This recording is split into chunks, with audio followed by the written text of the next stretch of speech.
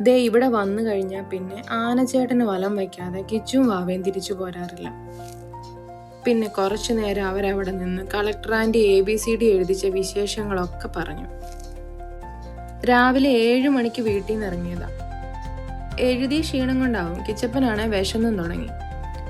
Breakfast പുറത്തുനിന്ന് കഴിക്കാമെന്ന് ഓർത്തപ്പോഴേ മനസ്സിൽ വന്നത് മസാല ദോശയാണ്.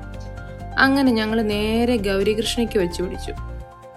പുറത്തിറങ്ങിയാൽ പിന്നെ ഇവരെ ഫുഡ് കഴിപ്പിക്കുന്നത് കുറച്ച് പ്രയാസം തന്നെയാണ്. കിച്ചുവിനെ ഒരു സൈഡിൽ ഫോണൊക്കെ കൊടുത്ത് ഹാൻഡിൽ ചെയ്തു. കുഞ്ഞിപ്പെണ്ണ് വേറെ എന്ത് ഷെയർ ചെയ്തില്ലെങ്കിലും ഫുഡ് എല്ലാവർക്കും കൊടുക്കും. അങ്ങനെയെങ്കിലും കുറച്ച് വാവയുടെ തീർന്നു കിട്ടുമല്ലോ. പിന്നെ കുറച്ച് കഴിഞ്ഞതും കിച്ചു നല്ല ഗുഡ് ബോയ് ആയി ഫുഡൊക്കെ തന്നെ കഴിക്കാൻ തുടങ്ങി. എന്തോ ഇവിടുത്തെ മസാല ദോശയ്ക്ക് ഒരു പ്രത്യേക ടേസ്റ്റാണ്.